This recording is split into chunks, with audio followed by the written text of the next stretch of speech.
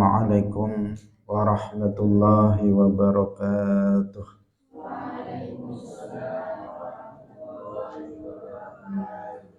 Alhamdulillahi rabbil alamin. Lahun ni'matu wa lahul fadlu wa lahul thana'ul hasan. Wassalawatullahil barrir rahim wal malaikatil muqarrabin ala sayyidina wa maulana Muhammadin wa ala alihi wa ashabihi at-tayyibin at-tahirin. Allahumma la sahla illa ma ja'altahu sahla wa anta taj'alul hazna idza syi'ta sahla. Allahumma arzuqna al-ikhlasa fi niyyati wal qawli wal amal wa ba'du. إلى النبي المصطفى صلى الله عليه وسلم وإخوانه من الأنبياء والمرسلين والشهداء والصالحين خصوصا إلى سلطان الأولياء الشيخ عبد القادر الجيلاني والشيخ أحمد الرفاعي والشيخ بهاء-الدين النقشبندي والشيخ عبد الله الهرري وإلى أرواح مؤسس جمعية نهضة العلماء الشيخ محمد هاشم أشعري والشيخ بسر سنسري والشيخ عبد الوهاب حسبوه وإلى أرواح جميع أهل القبور من المسلمين والمسلمات. الفاتحة. أعوذ بالله من الشيطان الرجيم. بسم الله الرحمن الرحيم. الحمد لله رب العالمين الرحمن الرحيم مالك يوم الدين إياك نعبد وإياك نستعين اهدنا الصراط المستقيم صراط الذين أنعمت عليهم غير المغضوب عليهم ولا الضالين آمين. Hadirin hadirat kaum muslimin muslimat pemirsa Madu TV rahimakumullah. Alhamdulillah, kita bersyukur kepada Allah Subhanahu wa taala. Pagi hari ini Allah Subhanahu wa taala masih melimpahkan nikmat-nikmatnya kepada kita semuanya. Nikmat yang sangat banyak yang bukan merupakan kewajiban baginya untuk memberikannya kepada kita semuanya. Karena itu kewajiban kita adalah untuk mensyukurinya dengan tidak berbuat maksiat dengan nikmat-nikmat tersebut. Salawat dan salam semoga tetap terlimpahkan kepada Nabi Muhammad sallallahu alaihi wasallam, para sahabatnya, keluarganya, serta seluruh umat Islam yang mengikuti beliau ila yaumil qiyamah. Hadirin rahimakumullah, kita masih dalam pembahasan tentang penyebutan nama-nama istri-istri Rasulullah sallallahu alaihi wasallam. Mari kita memulai pengajian dengan mengikhlaskan niat kita masing-masing lillahi ta'ala. Qala al-mu'allif rahimahullahu ta'ala wa tazawwaja Rasulullah sallallahu alaihi wasallam Zainab.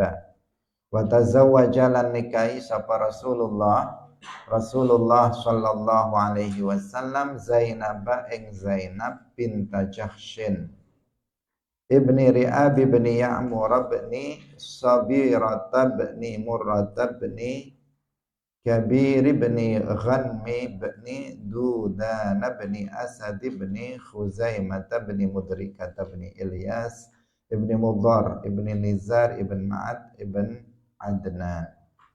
Wahyalan utawi Zainab bintu Jahash iku bintu ammatihi, anak wadone bibike Kanjeng Nabi, rupane Umaymah binti Abdul Muttalib. Umaymah binti Abdul Muttalib. Wa kanat lan ana sapa Zainab bintu Jahash qablahu ing dalem saturunge Kanjeng Nabi iku inda maulahu ing dalem ngersane budak kang wis den merdekaaken Kanjeng Nabi rupane Zaid bin Haritsah. Zaid bin Haritsah, Zaid ibni Haritsah. Fatallaqaha nuli nalak sapa Zaid ibni Haritsah ing Zainab fazawwajaha nuli nikahaken ing Zainab sapa Allahu Gusti Allah iyahu ing Kanjeng Nabi Muhammad minas samai saking langit walam yaqid lan ora ngakati alaiha ing atase Zainab wasahha lan sah wasahha lan sahih annaha sak temene Zainab iku kanat was ana sapa Zainab iku taqulu dawuh sapa Zainab li azwajin nabiyyi maring pira-pira garwane Kanjeng Nabi sallallahu alaihi wasallam kang liya zawajakunna was nikahaken ing sira kabeh sapa abaukunna pira-pira bapak sira kabeh wa zawwajani Allahu lan was nikahaken ing ingsun sapa Allahu Gusti Allah min fauqi sab'i samawat saking dhuwure pitu pira-pira langit tuwfiyat waseto sapa Zainab bil Madinah ing dalem Madinah sanata isrin ing dalam tahun 20 wa tufinat lan ten kuburaken sapa Zainab bil Baqi' ing dalam tanah Baqi' ing dalam pekuburan Baqi'. Hadirin rahimakumullah, tentang pernikahan Zainab bintu Jahash pernah kita singgung, pernah kita bahas ketika kita membahas tentang bibi Rasulullah Shallallahu Alaihi Wasallam yang bernama Umaymah.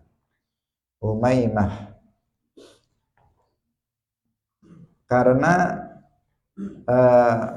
Zainab bintu Jahash ini memang putri dari Umaymah.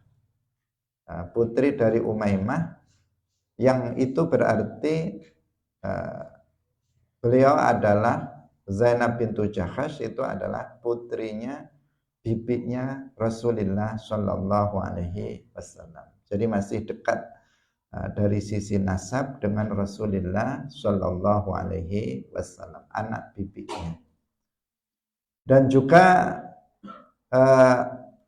pernikahan Rasulullah Shallallahu Alaihi Wasallam dengan Zainab bintu Jahash itu diantaranya juga menjadi dalil tentang yaitu tidak berlakunya hukum tabanni atau hukum anak angkat. Kalau dahulu di masa sebelum turunnya ayat tentang pengharaman tabanni, seorang atau ayah angkat itu seperti ayah sendiri. Jadi ayah angkat itu seperti ayah sendiri. Sehingga bisa disebut seseorang itu dengan nama ayah angkatnya. Kalau misalnya anak itu mati, maka ayahnya juga bisa mewarisinya. Atau sebaliknya, jika ayah angkatnya mati, maka anaknya bisa untuk mewarisinya. Dan seterusnya, seakan-akan anak angkat itu memang betul-betul menjadi anak betulan. Sehingga sampai-sampai ketika itu ya persis seperti anak, nggak ada beda antara anak angkat dengan anak sendiri di masa itu. Sebelum turunnya ayat yang diantaranya tentang pernikahan Nabi dengan mantan dari istri Zaid bin Haritsah. Karena Zaid bin Haritsah itu dulunya seorang budak yang dimerdekakan oleh Rasulullah Shallallahu Alaihi Wasallam. Kemudian diangkat jadi anak oleh Nabi. Sehingga orang-orang itu sudah nyebutnya bukan Zaid bin Haritsah lagi, tapi Zaid bin Muhammad. Nah, ketika itu dipanggil seperti itu, Zaid bin Muhammad. Orang-orang sudah nyebutnya seperti itu karena diangkat anak oleh Nabi dan Nabi sangat sayang terhadap Zaid bin Harisah ini.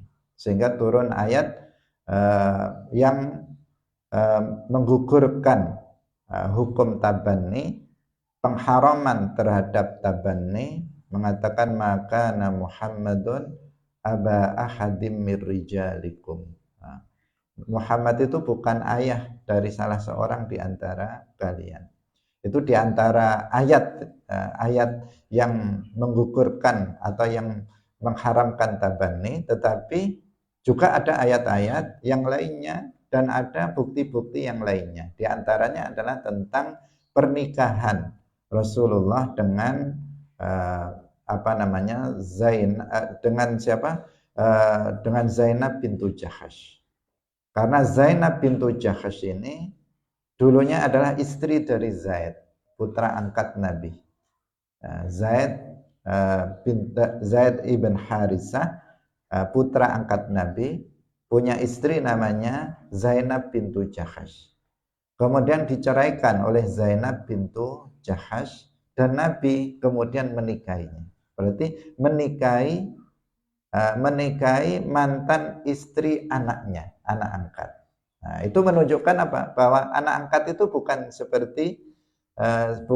seperti anak betulan. Dan bahkan kalau seseorang itu mengangkat seorang anak, maka nggak bisa anak angkat itu menjadi ahli waris dari orang tua angkatnya. Itu dalam Islam. Ya, dalam Islam. Kalau seseorang mengangkat anak, maka dia harus memberitahukan kepada anak itu siapa ayahnya. Jangan sampai nanti anak itu berintima kepada selain ayahnya. Dia mengatakan ayahnya bukan si A, misalnya dia mengatakan saya adalah bin A, padahal A itu bukan ayahnya, tapi hanya sekedar ayah angkatnya, karena ayah angkatnya tidak memberitahukan siapa ayah yang sebenarnya. Ini yang sering terjadi. Kalau seseorang misalnya yang sering kita saksikan terjadi di tengah-tengah masyarakat, sebagian orang tidak memiliki anak, tidak punya keturunan, sejak bertahun-tahun menikah tidak dikaruniai keturunan. Kemudian dia mengangkat seorang anak. Nah, anak itu kemudian apa? Semuanya diatasnamakan bapaknya itu, dan bapak aslinya itu dihilangkan, seakan-akan dihilangkan. Jadi dalam dalam KK, kartu keluarga, kemudian di dalam nanti ketika sekolah, di ijazah, kemudian pokoknya semuanya sudah ketika disebut nama ayah, yang disebut nama ayah angkatnya, bukan ayah kandungnya. Ini sebenarnya tidak boleh seperti itu. Karena itu namanya nanti akan terjadi alintima ila ghairi abihi. Dia akan menisbatkan dirinya kepada selain bapaknya. Dan itu hukumnya haram di dalam Islam. Anak, kalau dia anak memang nggak tahu, ya tentu saja anak itu tidak berdosa karena dia tidak tahu, karena nggak diberitahu oleh siapapun. Tetapi kalau ada seseorang tahu bahwa bapaknya itu si A, kemudian dia mengatakan bapak saya adalah si B, itu yang hukumnya haram. Sementara kalau anak itu nggak diberitahu sama sekali karena diangkat sejak bayi, bapak ibunya nggak merahasiakannya sengaja biar keduanya dianggap bapaknya betulan, sehingga dia merahasiakannya, tetangga-tetangganya juga diberitahu tolong jangan diberitahu dan seterusnya, sampai dewasa akhirnya anak itu mengaku bapak angkatnya itu sebagai bapaknya karena nggak tahu. Kalau nggak tahu itu lain masalah, namanya juga nggak tahu. Tetapi bapaknya yang tidak memberitahu, orang tuanya yang tidak memberitahu, menjadikan anak itu kemudian menisbatkan dirinya kepada selain bapaknya. Nah, maka dia harus memberitahukan kepada anaknya bahwa kamu itu anak angkat dari saya, kemudian bapak kamu yang sebenarnya ini. Karena kalau nggak diberitahu ketika ayahnya mati, nanti anak angkatnya mewarisi juga. Padahal dia tidak berhak untuk mewarisi harta peninggalan dari orang tuanya yang sudah meninggal karena dia bukan seorang anak. Ini terkait masalah ini ya, terkait masalah ini beberapa ayat Al-Qur'an itu turun, yaitu konteksnya adalah di saat Rasulullah Shallallahu Alaihi Wasallam mengangkat anak yang bernama Zaid ibn Harisah, sehingga orang-orang menyebut Zaid bin Muhammad, Zaid bin Muhammad, Zaid bin Muhammad. Kemudian turunlah ayat tersebut. Kemudian juga untuk membuktikan batalnya hukum tabani ini, kemudian Nabi itu menikahi mantan istri dari putra angkatnya yang bernama Zaid bin Harisah, yaitu yang bernama Zainab bintu Jahash. Bahkan ini Nabi bukan menikahi, tapi Nabi dinikahkan, karena ini ada hukum spesial, ada hukum khusus terkait pernikahan Nabi dengan Zainab bintu Jahash. Nggak ada akad nikah, nggak ada wali, nggak ada saksi. Nggak ada wali, nggak ada saksi. Tapi nggak bisa kita ikuti ini ya. Tidak bisa kita ikuti, nggak ada wali, nggak ada saksi. Kalau nggak ada wali, nggak ada saksi dalam mazhab Syafi'i, ya nggak sah. Nah, ini adalah hukum khusus untuk Nabi, untuk pernikahan Nabi dengan Zainab bintu Jahash. Kalau sehingga Zainab bintu Jahash ini berbangga diri dengan kekhususan ini, karena ini tidak berlaku untuk istri-istri Nabi yang lainnya, hanya berlaku dalam pernikahan Nabi dengan Zainab bintu Jahash.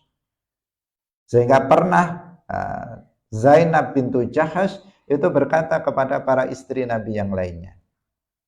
Beliau mengatakan zawwajakunna aba'ukunna dalam satu riwayat, wa zawwajani Allahu min fawqi sab'i samawat. Nah, kalian, bapak-bapak kalian yang telah menikahkan kalian. Ini kebanggaan siapa? Zainab di hadapan istri-istri Nabi yang lain. Kalau kalian itu yang menikahkan kalian dengan Nabi, itu bapak-bapak kalian. Tapi kalau saya, Allah yang menikahkan aku min fauqi sab'i samawat. Sudah kita terangkan, maksudnya bukan berarti Allah itu berada di atas langit, kemudian Allah yang ngakoti pernikahan Nabi dengan Zainab bintu Jahash. Tetapi di atas langit itu ada namanya Al-Lauhul Mahfud. Al-Lauhul Mahfud, makhluk yang di Lauhul Mahfud itu dicatat, ditulis segala sesuatu yang akan terjadi di alam semesta ini. Dicatat di sana takdir manusia sampai nanti hari kiamat. Semuanya tertulis di sana. Di Lauhul Mahfud di atas langit ketujuh. Nah, sebagian ada yang mengatakan dia di atas arsy, sebagian mengatakan di bawah arsy. Al-Lauhul Mahfud, yaitu dia adalah semacam papan tulis yang Allah memerintahkan kepada Al-Qalamul A'la menulis segala sesuatu yang akan terjadi di alam semesta nanti sampai pada hari kiamat. Nah, semua hal yang terjadi tertulis di sana. Tetapi pernikahan Nabi dengan Zainab bintu Jahash itu tertulis dengan kitabah khassah, istilahnya kitabah khassah, yang dengan berlalunya waktu yang telah ditentukan di Lauhul Mahfud pernikahan keduanya, maka keduanya menjadi suami istri secara otomatis tanpa melalui akad pernikahan layaknya umat Islam yang lainnya. Jadi begitu yang tertulis di Lauhul Mahfud telah ditentukan waktunya bahwa Nabi Muhammad dengan Zainab bintu Jahash menjadi suami istri, ketika waktu itu tiba, maka secara otomatis Nabi dan Zainab bintu Jahash itu menjadi suami istri.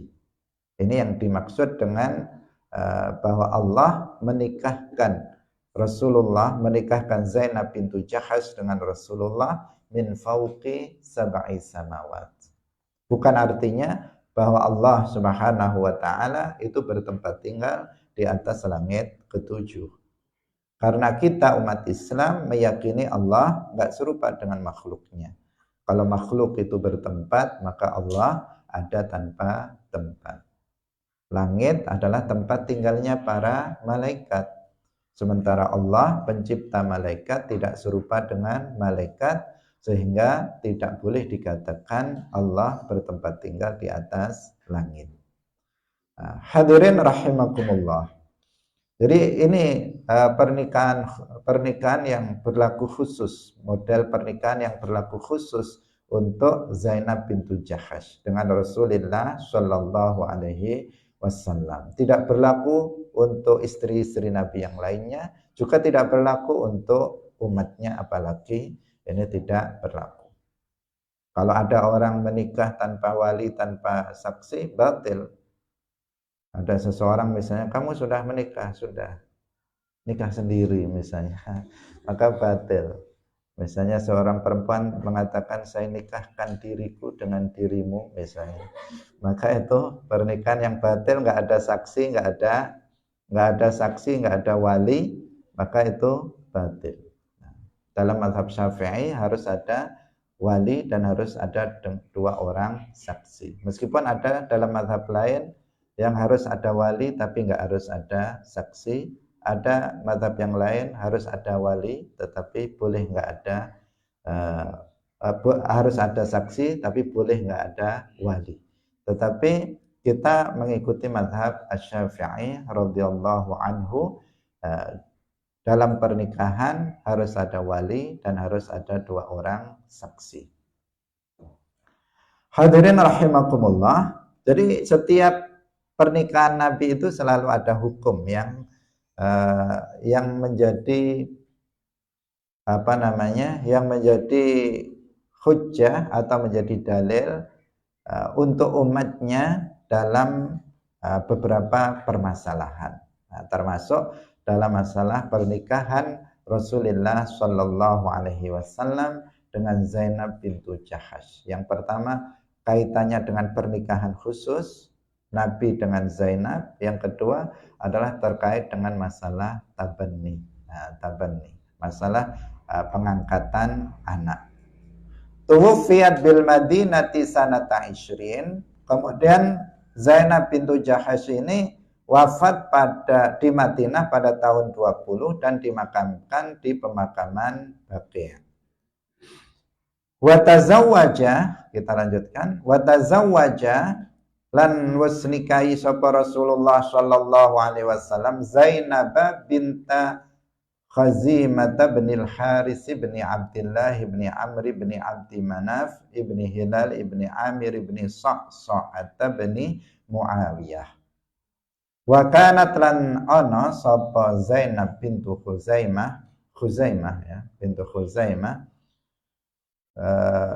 iku tusama den arani sapa Zainab bintu Khuzaimah ummal masakin ing ibuke pira-pira wong miskin likathrati it'amiha krana akeh aweh mangane Zainab al masakina ing pira-pira wong miskin. Wa kanat lan ana sapa Zainab bintu Khuzaimah iku tahta Abdullah bin Jahash ing dalam ngisore Abdullah bin Jahash. Maksudnya dadi bojone Abdullah bin Jahash. Wa qila lan den ucapaken inda Abdul Latif Al Haris wal awwalu lan utawi kang kawitan iku as-sahhu kang luweh bener. Wa tazawwajaha lan nikahi sapa Kanjeng Nabi ing Zainab bintu Khuzaimah sanata salasin ing dalam tahun 3 minal hijrati saking hijrah. Walam talbas lan ora manggon indah sapa Zainab indah ing dalem ngersane Kanjeng Nabi. Artinya dia tidak menjadi istri Nabi illa yasiran kejaba setitik. Syahra ini 2 wulan atau salasatan utawa 3 wulan. Hadirin rahimakumullah, istri Nabi yang berikutnya namanya Zainab bintu Khuzaimah. namanya sama dengan yang tadi, hanya yang satu Zainab bintu Jahash, yang sekarang Zainab bintu Khuzaimah. Nah, nama Zainab itu banyak ketika itu ya, sekarang jarang orang namanya Zainab. Zainab bintu Khuzaimah ibnul Haris. Nah, Zainab ini dikenal dengan sebutan Ummul Masakin, ibunya orang-orang miskin. Kenapa? Karena Zainab bintu Khuzaimah ini banyak sekali memberikan makan kepada orang miskin. Jadi itulah yang keutamaan, keistimewaan dari Zainab bintu Khuzaimah. Saking seringnya memberikan makan kepada fakir miskin, sehingga beliau disebut dengan Ummul Masakin. Karena seseorang itu disebut dengan kebiasaannya, yang paling menonjol. Apa kebiasaan dia yang paling menonjol, maka orang-orang akan menyebutnya dengan kebiasaannya tersebut. Nah, siapa namanya? Zainab bintu Khuzaimah itu kebiasaannya sehari-hari memberikan makan kepada fakir miskin, sehingga orang-orang menyebutnya dengan sebutan Ummul Masakin. Sebelumnya siapa? Zainab bintu Khuzaimah ini adalah istri dari Abdullah ibn Jahash. Menurut satu riwayat, dan ini yang benar, ada pendapat yang lain mengatakan beliau dulunya adalah istri dari Abdul Latif Al-Haris, tetapi yang benar pendapat bahwa beliau adalah dulunya istri dari Abdullah ibn Jahash. Dinikahi oleh Nabi sebentar saja karena beliau kemudian wafat, yaitu dinikahi pada tahun 3 Hijriah, kemudian 2 bulan atau 3 bulan Zainab itu meninggal dunia. Nah, watazawwaja, kita lanjutkan. Watazawwaja lan wis nikahi sapa Rasulullah sallallahu alaihi wasallam Juwairiyata ing Juwairiyah. Boleh kita menyebut Juwairiyah pakai tasydid, boleh kita menyebutnya tanpa tasydid Juwairiyah. Juwairiyata ing Juwairiyah bintal Harits bin Abi Dirar bin Habib ibni A'idh ibni Malik ibni al-Mustalik al-Khuza'iyata. Subiyat was den tawan sapa Juwairiyah fi ghazwati Banil Mustalik ing dalam perang Banil Mustalik. Fawaqa'at nuli tumiba sapa Juwairiyah fi sahmi Thabit ibn Qais yang dalam bagiane Thabit ibn Qais ibn Syammas. Fakatabahu nuli ngakati kitabah sapa Thabit ing Juwairiyah, faqadha nuli bayari sapa Rasulullah sallallahu alaihi wasallam kitabataha ing kitabahe Juwairiyah wa tazawwajaha lan nikahi sapa Rasulullah ing Juwairiyah fi sittin ing dalam 6 minal hijrati saking hijrah. Wa tuwfiyat lan sedo sapa Juwairiyah fi Rabiul Awwali ing dalam wulan Rabiul Awal sanata sittin ing dalam tahun 6 wa khamsina lan 50. Istri Nabi yang berikutnya namanya Juwairiyah atau Juwairiyah. Juwairiyah bintul Haris. Nah, di sini juga ada faidah yang bisa diambil dari pernikahan Rasulullah Shallallahu Alaihi Wasallam dengan Juwairiyah. Karena Juwairiyah ini berasal dari Banil Mustalik. Kita telah terangkan sebelumnya dalam pembahasan tentang perang-perang yang dilakukan oleh Rasulullah Shallallahu Alaihi Wasallam. Di antaranya ada perang Banil Mustalik, di mana dalam perang Banil Mustalik secara aktif umat Islam ketika itu menyerang Banil Mustalik yang sedang lalai, yang sedang tidak bersiap untuk berperang. Nah, kita ceritakan, ini yang menjadi dalil tentang adanya perang ofensif. Banul Mustalik tidak diberitahu bahwa mereka akan diperangi. Tiba-tiba diserang oleh umat Islam dalam kondisi mereka nggak siap untuk perang. sehingga secara otomatis mereka kalah. Dan ketika itu pada ditawan, termasuk perempuan-perempuannya ditawan oleh umat Islam. Di antara perempuan yang ditawan dalam perang itu adalah namanya Juwairiyah. Setelah ditawan, dijadikan tawanan, setelah itu dibagi di antara umat Islam yang mengikuti perang itu.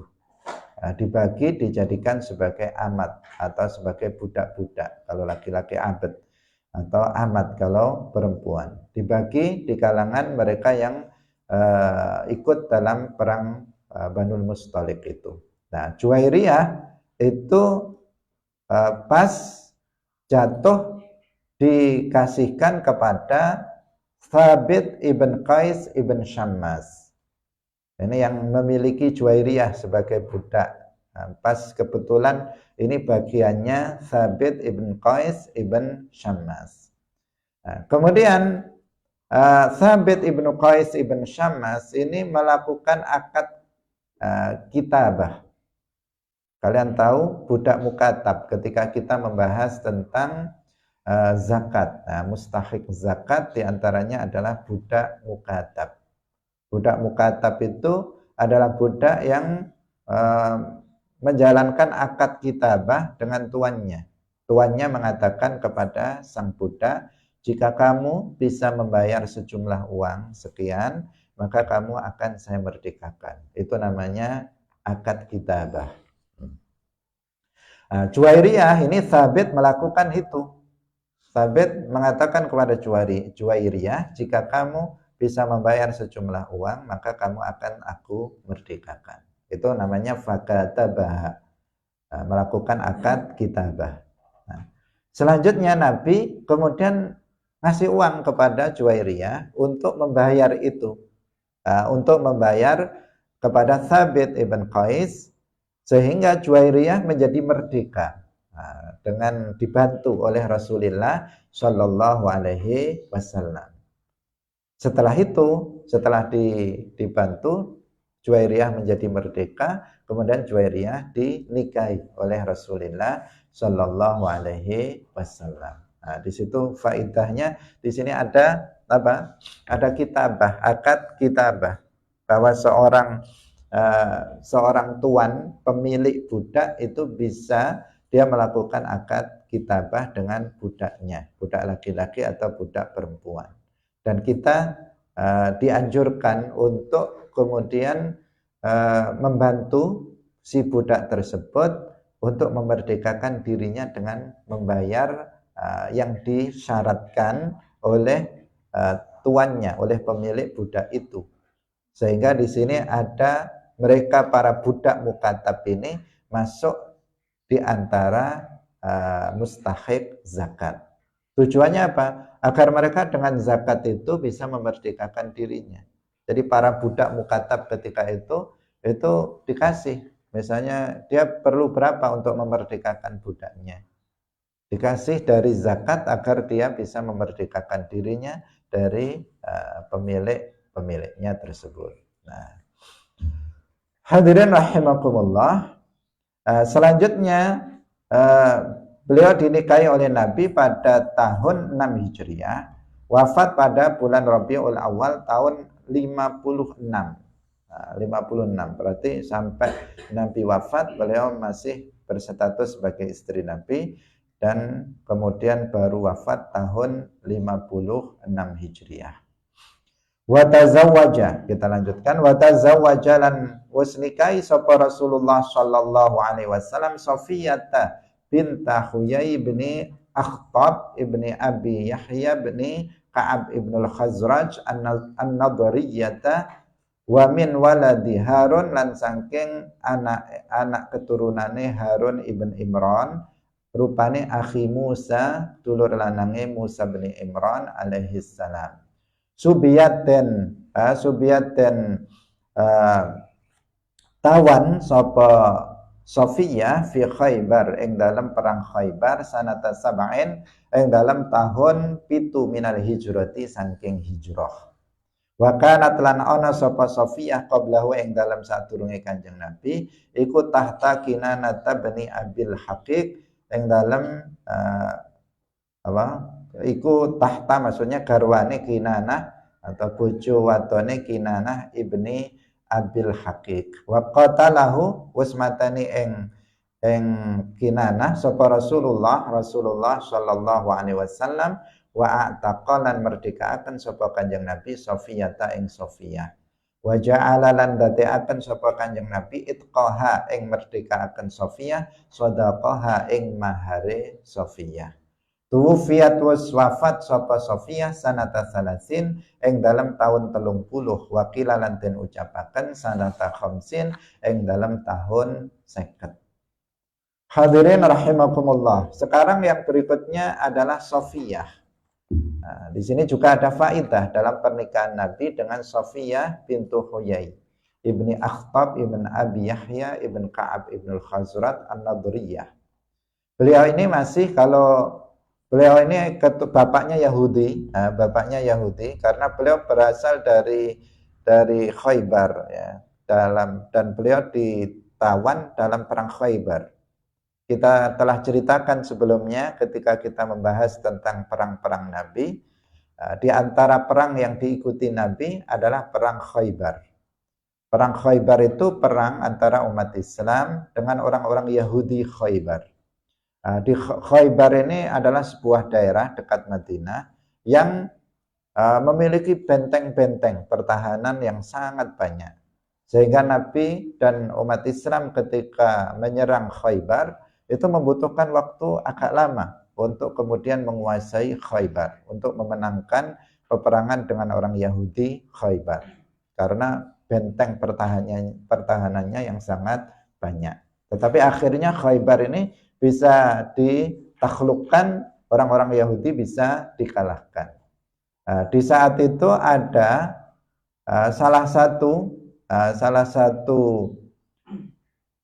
orang Khaybar namanya Safiyah. Safiyah ini putra dari Huyai bin Akhtab yang Yahudi. Suaminya ketika itu namanya Kinanah ibni Abil Haqiq. Itu dibunuh oleh Nabi dalam perang Khaybar. Kemudian Safiyah itu ditawan dan menjadi bagiannya untuk Nabi. Kemudian dimerdekakan oleh Nabi dan Safiyah kemudian dinikahi oleh Rasulullah Shallallahu Alaihi Wasallam, dan kemerdekaannya Safiyah itu menjadi maharnya. Jadi mahar itu menunjukkan apa? Tidak harus berupa benda. Dia tidak harus berupa benda yang berharga. Benda berharga. Dia tidak ada batas minimal atau batas maksimalnya dalam hal mahar. Tetapi dia sesuatu yang memiliki nilai, sesuatu yang memiliki nilai. Sehingga Nabi mengatakan walau khataman min hadid, meskipun cincin yang terbuat dari besi, itu saking miskinnya orang sehingga ngasih mahar yang nilainya kecil. Tetapi bisa mahar itu berupa sesuatu yang bermanfaat, sesuatu yang bermanfaat yang bukan berupa benda. Seperti di sini, yaitu dimerdekakan. Dimerdekakannya siapa namanya? Safiyah itu dijadikan sebagai mahar Nabi menikahi Safiyah. Juga bisa misalnya dengan mengajarkan Al-Quran, surat Al-Fatihah misalnya. Atau maharnya berupa apa? Mengajarkan dia ilmu fardu ain dan seterusnya, dan seterusnya, hal-hal yang dia bermanfaat bagi si perempuan tersebut yang dinikahinya. Itu juga bisa dijadikan sebagai mahar dalam sebuah pernikahan. Jadi maharnya biar dipermudah tetapi bermanfaat untuk si istri. Hadirin rahimakumullah. Yang berikutnya bahwa beliau itu wafat, Safiyah wafat pada tahun 30. Menurut sebagian pendapat pada tahun 50. Wa tazawwaja, lan wis nikahi sapa Rasulullah sallallahu alaihi wasallam Maimunata ing Maimunah bintal Haris ibni Hazn ibni Bujair ibni Al-Harim ibni Ruwaibata ibni Abdullah ibni Hilal ibni Amir ibni Sa'sa'ata ibni Muawiyah. Wahya lan utawi Maimunah iku khalatu Khalid ibn Walid BPA Khalid bin Walid wa Abdullah bin Abbas lan BPA Abdullah bin Abbas. Berarti dari jalur ibu ya, dari jalur ibu. Khala. Tazawwajaha wa nikahi ing Maimunah sapa Rasulullah sallallahu alaihi wasallam bisarifin ing dalam daerah Sarif. Jadi Sarif itu nama daerah dekat Makkah. Wa bana lan jima sapa Kanjeng Nabi biha kelawan Maimunah fihi ing dalam tanah Sarif. Wa matat lan wafat sapa Maimunah bihi ing dalam tanah Sarif.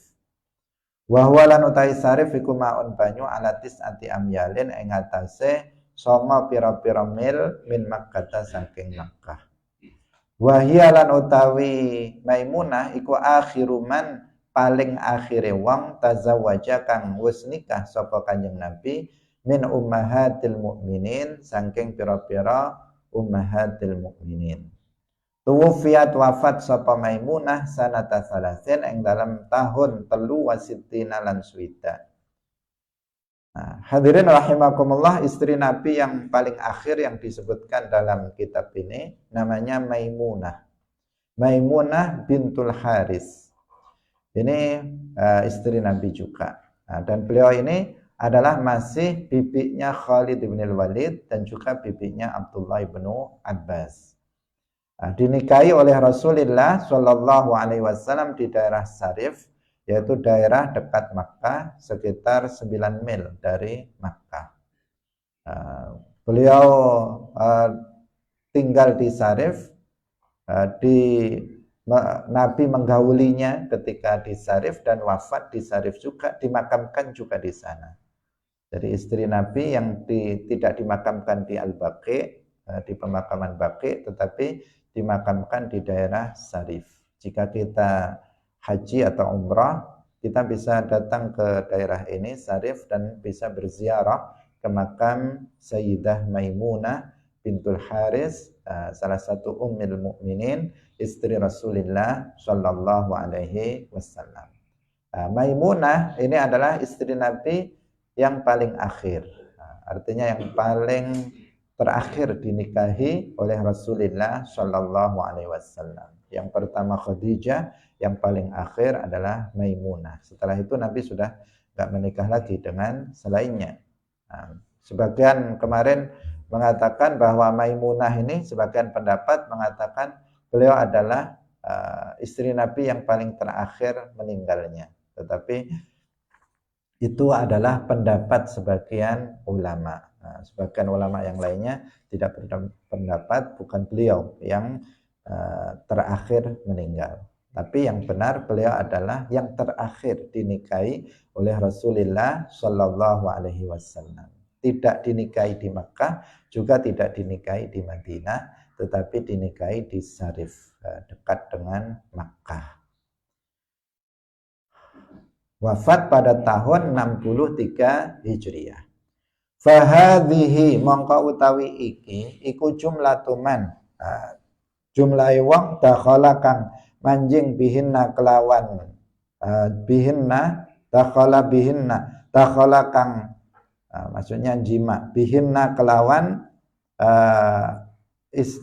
bihinna kelawan man minan nisa'i saking pira-pira wadon wa hunna lan utawi man iku ihda asyrata ana 11 wa aqadalan ngakoti sapa Kanjeng Nabi ala sab'in ing atase 7 walam yadkhul lan ora gauli sapa Kanjeng Nabi bihinna kelawan 7 kelawan sab'in.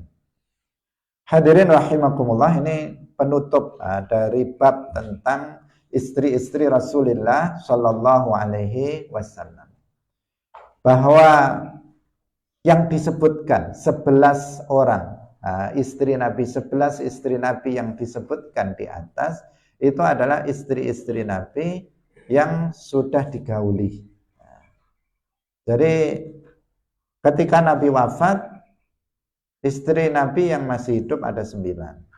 Tapi istri Nabi yang sudah diakati, artinya melakukan akad pernikahan dan sudah digauli, itu ada 11. Ada 11. Nah, 11 itu yang sudah kita sebutkan satu persatu, mulai dari Khadijah sampai dengan Maimunah. Itu jumlahnya ada 11. Semuanya itu sudah digauli. Ada lagi 7 orang, 7 perempuan yang sudah dilakukan akad pernikahan tetapi belum digauli oleh Rasulullah Shallallahu Alaihi Wasallam. Berarti kalau dijumlah semuanya 11 tambah 7 yaitu 18. 18 perempuan. Dan ini adalah kekhususan untuk Rasulullah Shallallahu Alaihi Wasallam, tidak bisa ditiru oleh umatnya. Karena ada sebagian orang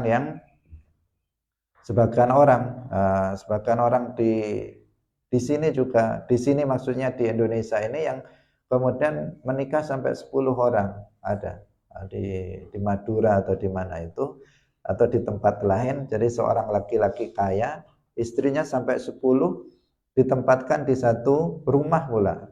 Dia membuat rumah yang besar dan rukun semuanya, 10-10-nya, nggak ada zahirnya, nggak ada cekcok dan seterusnya. Ini jelas tidak sah ya, pernikahan yang kelima dan seterusnya, kelima sampai ke 10 itu nggak sah. Pernikahan yang sah itu yang hanya sampai 4. Nah, karena sebagian itu ada yang menafsirkan ayat-ayat Al-Quran tentang poligami dengan penafsiran yang menyimpang. Ketika Allah berfirman dalam Al-Quran, "Fankihu ma taba lakum minan nisa'i matsna wa thulatsa wa ruba'", dimaknai dengan makna yang enggak benar.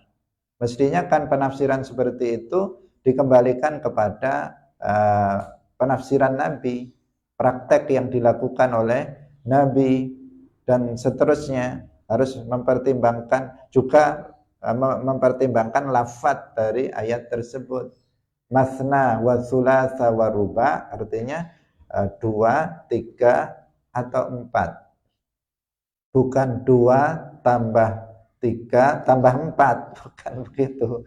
Atau bukan 2, 3, 3, 4, 4. Nah, ini kan jadinya banyak penafsiran sengaja mungkin dilakukan oleh sebagian orang untuk membelokkan makna, sehingga ada yang 2, nikahilah perempuan-perempuan 2 tambah 3 berarti 5 tambah 4 berarti berapa?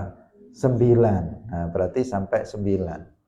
Ada yang dikalikan 2 berarti 2 kemudian 2 kemudian 3 kemudian 4 sampai 18. Nah, itu keliru. Karena apa? Karena dalam praktek pada masa Nabi ada seseorang yang di masa jahiliyah punya istri 10. Ketika dia masuk ke dalam agama Islam, Nabi memerintahkan dia untuk menceraikan untuk menetapkan yang 4 dan menceraikan sisanya. Itu yang menunjukkan, itulah penafsiran yang benar terhadap ayat fankihu ma taba lakum minan nisa'i matsna wa thulatsa wa ruba'. Yang selanjutnya, Rasulullah Shallallahu Alaihi Wasallam itu menikah dengan banyak perempuan sampai 11 dan bahkan 18 istri. Itu bukan, sekali lagi bukan karena untuk mengikuti syahwat. Nah, berkali-kali kita sampaikan tentang hal itu karena ini sangat penting agar untuk membantah tuduhan orang-orang barat dan orang-orang yang membenci Nabi dan membenci Islam, yang mencela Nabi dengan masalah ini, yaitu bahwa Nabi Shallallahu Alaihi Wasallam itu menikah dengan perempuan yang banyak. Itu dijadikan sebagai bahan bulian oleh mereka terhadap Rasulullah Shallallahu Alaihi Wasallam sebagai seorang laki-laki yang haus syahwatnya, yang tidak normal kehidupan seksualnya dan seterusnya. Ini tuduhan-tuduhan, celaan-celaan mereka terhadap Rasulullah Shallallahu Alaihi Wasallam. Yang benar adalah bahwa Nabi itu melakukan itu pertama itu perintah Allah melalui wahyu. Yang kedua yang beliau lakukan tersebut adalah dalam rangka untuk dakwah, untuk mendakwahkan Islam dari satu perempuan ke perempuan yang lainnya sehingga lebih leluasa dalam berdakwah. Lebih luas, Islam lebih luas lagi. Yang kedua, bahwa kita lihat dalam setiap peristiwa pernikahan Nabi itu ada syariat. Ada syariat di sana yang ingin diajarkan oleh Rasulullah Shallallahu Alaihi Wasallam. Bagaimana pernikahan Nabi dengan Aisyah, orang tua dengan anak-anak. Bagaimana pernikahan Nabi dengan Khadijah, yang muda dengan janda yang tua, dan dengan istri-istri Nabi yang lainnya. Kemudian bagaimana pernikahan Nabi Muhammad dengan Zainab bintu Jahash. Bagaimana pernikahan Nabi dengan Ummu Salamah dan seterusnya. Dan di situ ada hikmah-hikmah, ada syariat-syariat yang diajarkan Nabi kepada umatnya. Kemudian juga pernikahan Nabi terhadap para istri-istrinya itu juga dalam rangka untuk memperbanyak kerabat Nabi yang kemudian akan memperkuat dakwah Islam. Dengan seseorang menikahi ini kan nambah keluarga, nikahi sana nambah keluarga lagi, nambah sana nambah keluarga lagi, sehingga dari keluarga-keluarga ini Islam akan semakin cepat menyebar. Sebenarnya dakwah dengan model itu kan cepat ya, dengan cara pernikahan. Itu juga dilakukan oleh para wali songo di Indonesia dengan cara pernikahan. Nah, ini salah satu metode untuk berdakwah. Kalau yang dinikahi itu para wali songo sebagian itu yang dinikahi anak raja-raja. Itu sehingga mudah untuk Islam itu menyebar luas di tanah Jawa ini dengan melalui pernikahan diantaranya. Kalau seseorang misalnya, kalau kita menikah dengan satu perempuan kan keluarga kita nambah satu ya kan, nambah satu dari pihak perempuan. Kalau kita nikah dua kan jadi dua, yang sana dan sana kan jadi. Kalau niatnya dakwah betulan ini, kalau niatnya dakwah betulan kan tambah banyak keluarganya, berarti tambah banyak yang dapat objek dakwahnya semakin luas di sana. Kalau di sana misalnya apalagi di sana kemudian punya anak, di sana punya anak, di sana punya anak, kemudian anaknya menjadi semuanya belajar ilmu agama dengan baik, kemudian menjadi pejuang-pejuang kan semakin luas dan semakin kuat dalam dakwah. Sehingga ada sebagian kelompok menyimpang dari Ahlus Sunnah wal Jamaah itu yang menggunakan metode dalam dakwahnya melalui pernikahan dan memperbanyak anak. Nah, ada yang seperti itu sekarang ini ada sebagian kelompok, kalau dulu dia dakwah kepada tetangga, dakwah kepada masyarakat, sekarang tidak terlihat dia dakwah kepada masyarakat karena nggak diterima. Dakwahnya tidak diterima oleh masyarakat karena mereka pahamnya menyimpang dari Ahlus Sunnah wal Jamaah. Akhirnya apa? Akhirnya mereka dakwahnya dengan cara itu, memperbanyak istri dan memperbanyak anak. Jadi istrinya 4, kemudian anaknya diperbanyak. Sehingga tiba-tiba mereka sudah banyak. Tiba-tiba mereka banyak. Dan itu terlihat berhasil. Dulu dia cuma satu rumah. Sekarang mereka sudah berumah-rumah dalam satu lingkungan itu. Di belakangnya ada. Sudah terbangun rumah-rumah baru. Dengan cara apa? Pernikahan dan banyak anak. Itu dilakukan oleh sebagian kelompok kelompok sesat, ya, kelompok menyimpang yang ada di daerah kita ini, seperti itu dilakukan. Nah, sementara orang Ahlus Sunnah wal Jamaah banyak yang cukup satu istri dan cukup 2 anak, sehingga kemudian ya bagaimana? Ya, itu yang fakta yang terjadi sehingga nanti bisa kalah saingan dengan kelompok yang menyimpang ini. Demikian yang bisa kita sampaikan. Barakallahu fikum. Kita sudah selesai tentang istri Nabi dan kita akan menyebut tentang para pembantu Rasulullah Shallallahu Alaihi Wasallam. Barakallahu fikum. Wallahu muwaffiq ila aqwamit thariq. Wassalamualaikum warahmatullahi wabarakatuh.